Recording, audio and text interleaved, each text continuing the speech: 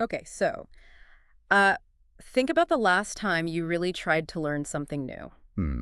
Maybe for work or school or, just because you were curious. Yeah. How much of it actually stuck with you? And maybe more importantly, the methods you used.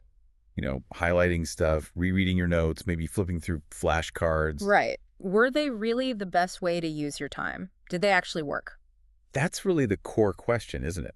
Because what cognitive psychologists have found, like over decades of research, Mm-hmm. is that many of the study habits people just kind of default to, they feel productive, sure, Yeah, it feels like you're doing something. exactly.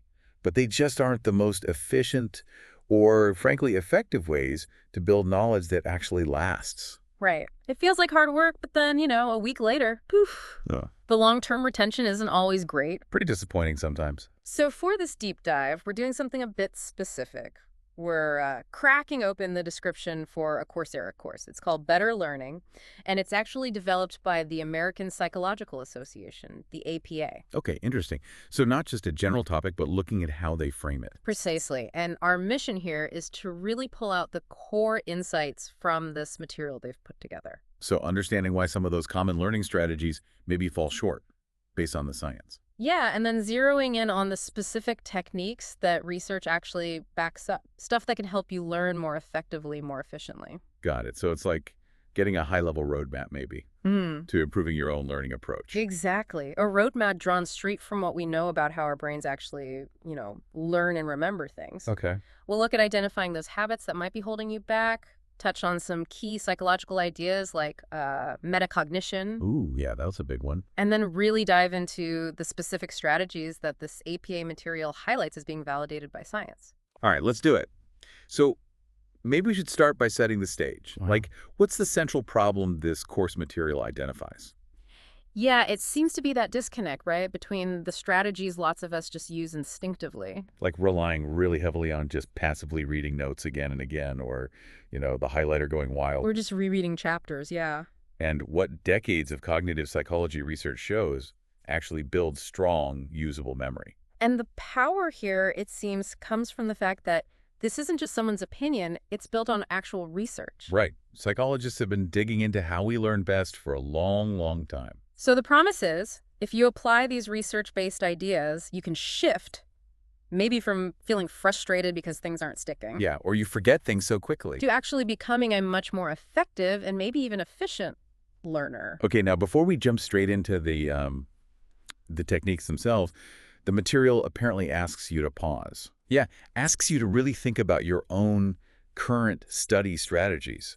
Like, what do you actually do when you need to learn something new? That's interesting. Makes you reflect first. Yeah, and it's important because, as the source points out, our intuition about what works for learning, it can actually be pretty off base sometimes. So what feels right isn't always what is right, scientifically speaking. Exactly. The material challenges those popular methods, highlighting their shortcomings based on the research findings. And you mentioned metacognition earlier. Is that part of why our intuition might be wrong? That's a huge part of it, yeah. Metacognition. So what is that exactly? The source defines it as It's basically your understanding of your own thinking, your own learning processes. thinking about your thinking. Literally. Mm. It's being aware of how you learn, how you remember, what you know, and maybe what you don't know. Okay. And the material gets into how our metacognitive judgments, our feelings about our learning, can sometimes be biased. They can lead us astray. How so? Like an example. Well, you might feel really confident about a topic because you've, say, spent hours rereading the chapter or looking over your notes. Yeah, it feels familiar. Right, that feeling of familiarity. Yeah. But that feeling doesn't always mean you can actually retrieve that information later, Oh. like on a test or when you need to apply it. Ah, so familiarity isn't the same as actual learning or recall ability. Not at all. That familiarity can trick you, and that's a metacognitive error. That makes so much sense. I can see that happening. Yeah, it's very common. The course material also apparently brings up procrastination around this point. Procrastination. Okay, how does that fit in? Well, it explores, the causes and consequences of putting things off, Yeah. understanding why we delay those tough learning tasks. Right. Because that understanding kind of sets the stage for later parts of the course that offer specific strategies to help you, overcome procrastination. Okay, so it's foundational. understanding yourself, your habits, even your tendency to procrastinate before getting the solutions. Seems like it. And another foundational piece, before the big strategies, is a bit on memory itself. Right, got to understand the basics of how memory works if you want to improve it. Exactly. The strategies work with our memory systems. So the material gives you a quick dive into the mechanics, memory and forgetting. Does it get technical? Like brain science? It seems to explain key terms you need, like encoding. Which is getting information in. Yeah, getting it into your memory system effectively. Yeah. And then retrieval. Pulling it back out again when you need it. Precisely. It touches on the different stages: sensory memory, short-term or working memory, long-term memory. And forgetting. Is that covered? Oh, yeah. Talks about how forgetting is, well, pretty natural. It often happens fast if we don't actively do something about it. Like that forgetting curve people talk about. Exactly, that steep drop-off. But the key takeaway here is that the learning strategies the course introduces, they're specifically designed to make encoding stronger and retrieval easier. So basically how to fight that forgetting curve. That's the idea. Yeah. Helping you prevent forgetting.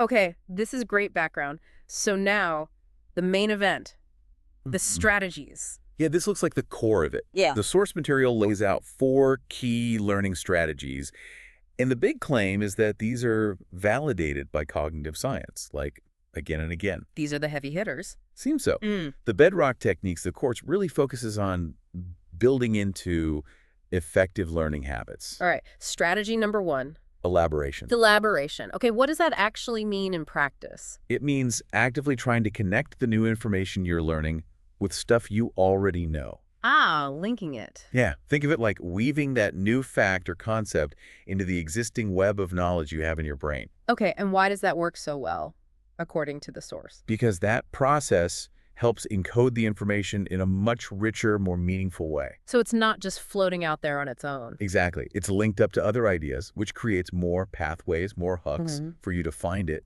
and pull it out later when you need to remember it. Makes sense. Does it mention any specific techniques for elaboration? It mentions one called elaborative interrogation, Okay. which is basically asking yourself why. Questions about the material. Why is this true? Why does this make sense? How does this relate to X? So actively questioning it, not just passively reading. Right. And trying to explain concepts in your own words is another way. This really highlights how important your prior knowledge is. The more you already know? The more connections you can make and the stronger that new learning becomes. Got it. Okay, strategy number 2. Focused learning. Ah, focus. This sounds simple, but maybe not easy. Perhaps the most intuitive one, yeah. Yeah. But often really hard in today's world. It's about removing distractions. Turning off the phone, closing tabs. All that stuff. So you can really direct your attention and process the information deeply. No interruptions. And the science behind why this is powerful. The source is clear. Deeper processing leads directly to stronger memories. Memories that last longer and are easier to access later. Okay. And what about multitasking? People feel like they can do that. Yeah, the material apparently tackles the myth of multitasking. Yes. He points out that what we call multitasking is usually just rapid task switching. Your brain is jumping back and forth. So you're not actually doing 2 things deeply at once. Right. Your attention is divided, and that prevents the deep processing needed for strong memory formation. So focus is key. Does it talk about, like, mind wandering? Because my mind definitely wanders. It does. It covers directing versus dividing attention, and apparently gives practical tips for staying focused during learning, even managing that inevitable mind wandering. Okay, good. Intentional, dedicated attention. That's the goal. That's strategy 2. All right, strategy number 3. Spaced learning, or sometimes called spaced repetition or distributed practice. Space learning. This is the one that fights cramming, right? Exactly. It's probably one of the most counterintuitive compared to how many people study, especially for tests. Like pulling an all-nighter. Right. Spaced learning is the opposite. It's spreading out your study sessions on a specific topic over time. Little bits, more often, instead of one huge marathon session. And the research, what does it say about this? Unequivocal, apparently. It dramatically improves long-term retention. The source explains that cramming might help you squeak by on a test the next day. Yeah, maybe. But that information just evaporates really quickly afterwards. It doesn't stick. So spacing helps you fight that forgetting curve we talked about. Precisely. By revisiting the material periodically, ideally, just as you're starting to forget it, you reinforce the memory, and you essentially flatten that curve out over time. You remember it for longer. It definitely takes more planning than cramming, though. Oh, absolutely. More discipline. But the payoff for actually remembering things months or even years later is far, far Did greater. you mention interleaving here, too? I've heard of that. It does, yeah. Interleaving is related. It's about mixing up different subjects or different types of problems within a single study session. Instead of doing like all math, then all history. Right. Maybe do a few math problems, then read a bit of history, then maybe some science problems, then back to math. Mixing it up instead of blocking it all together. Interesting. Why does that help? It forces your brain to work tighter to retrieve the correct strategy or information for each different type of problem, which strengthens the learning for all of them. Okay, makes sense. So spacing over time and interleaving within sessions. Those are powerful combos. And that brings us to strategy number 4. You said this one might be the most impactful. And often the most overlooked, yeah. Retrieval practice. Retrieval practice. So practicing pulling information out. Exactly. Intentionally forcing yourself to recall information from memory without looking at your notes or the book. Like self-testing. Self-testing is the perfect example, but it's the act of trying to retrieve that's crucial. Okay, why does that work so well? It feels harder than just rereading. It is harder, but that's why it works. The source puts it nicely. Using your memory makes it stronger, like using a muscle. Every time you successfully struggle and then manage to retrieve a piece of information, you actually strengthen the neural pathways to that memory. So it makes it easier to find and access next time. Much easier. And the research highlighted in the material is pretty stark.